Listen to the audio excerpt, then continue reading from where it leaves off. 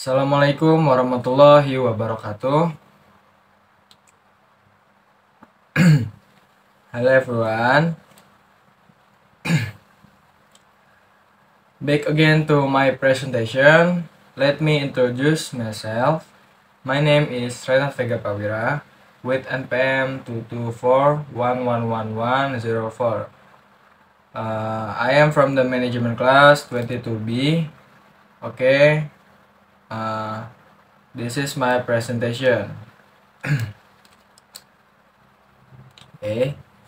Kita masuk ke slide pertama di materi 5. Kita akan membahas tentang ukuran penyebaran data tunggal statistika atau measures of the distribution of single data statistic. Statistik membantu kita untuk memahami data dan memberi kita alat untuk mengambil keputusan yang lebih baik. Salah satu aspek penting dalam statistik adalah mengukur seberapa jauh data tersebut, dan dalam presentasi ini kita akan membahas berbagai ukuran penyebaran data. Oke, kita lanjut ke slide 2. Di sini ketentuan pengukuran statistika atau terms of statistical measurement. Di sini ada 3 gambar. Gambar pertama yaitu alat pengukur, gambar yang kedua yaitu akurasi, gambar yang ketiga adalah sampling acak. Yang pertama, alat pengukur. Berbagai alat pengukur yang digunakan untuk mengukur data. Penting untuk memilih alat yang tepat. 2. Akurasi. Cara tepat mengukur data sangat penting untuk membuat kesimpulan yang akurat. Ketiga yaitu sampling acak. Pemilihan sampling secara acak meminimalkan kesalahan dalam pengukuran data. Kita lanjut ke slide berikutnya. Di sini saya akan membahas tentang jenis-jenis ukuran penyebaran data atau types of data distribution measures. Di sini ada 4, yaitu jangkauan. Mengukur selisih antara nilai tersebar dari terbesar dari terkecil dalam sebuah kumpulan data. Yang kedua yaitu variance. Untuk mengukur seberapa tersebar data dalam hubungannya dengan rata-rata, variance berfungsi baik untuk distribusi normal. Yang ketiga yaitu deviasi standar. Ukuran ini mirip dengan variance, tetapi lebih mudah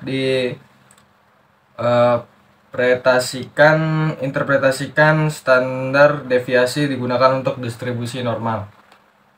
Yang keempat yaitu terakhir, kuartil. Terdiri dari kuartil pertama yaitu Q1, kuartil kedua yaitu median atau Q2, dan kuartil ketiga yaitu Q3 untuk mengukur seberapa jauh data tersebar di median. Kita lanjut ke slide berikutnya, yaitu pengertian dan rumus dari setiap ukuran penyebaran data. Yang pertama yaitu jangkauan. Nilai tertinggi min nilai terendah. Kedua yaitu variance, dalam kurung pi, dalam kurung nilai kurang rata-rata, tutup kurung pangkat 2, tutup kurung, atau jumlah data. Deviasi standar, akar, tutup kurung pi, buka kurung nilai rata-rata, tutup kurung, akar atau jumlah data. Kuartil, hitung median untuk masing-masing setengah data, kemudian hitung median dari kedua median tadi. Q1 adalah median setengah bawah dan Q3 dari setengah bagian atas. Kita lanjut, contoh penggunaan ukuran penyebaran data atau example of using data paired measure. Di sini ada ukuran harga dan total. Jangkauan yaitu 20.000 kurang 100.000 sama dengan 80.000. Variance atau standar deviasi 20.000, 50.000, 80.000, 90.000, dan 100.000.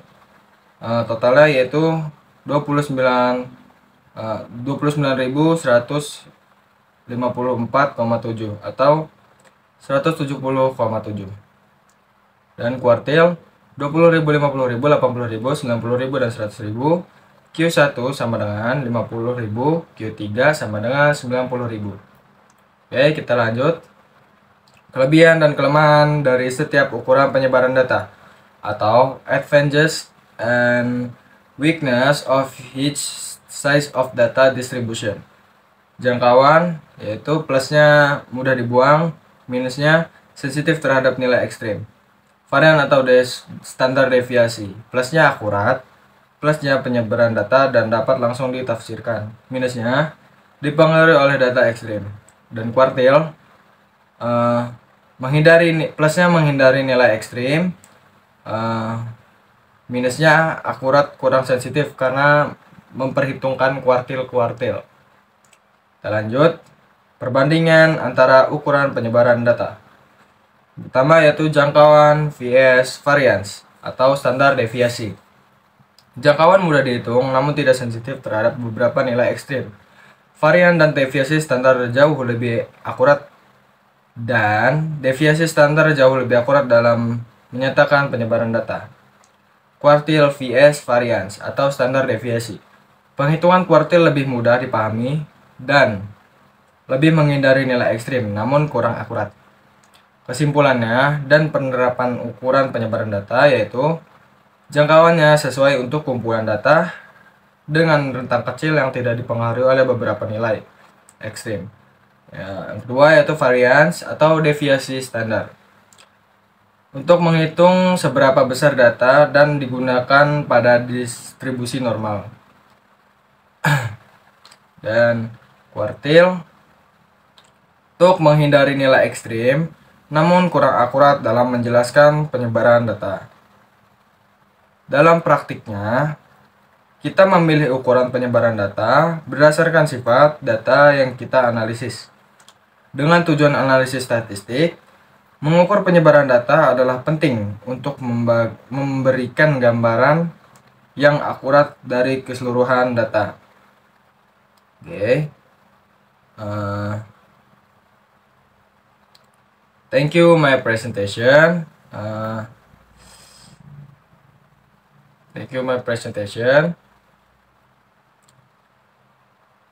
Okay, that's end of my presentation. Sorry if there are any wrong words.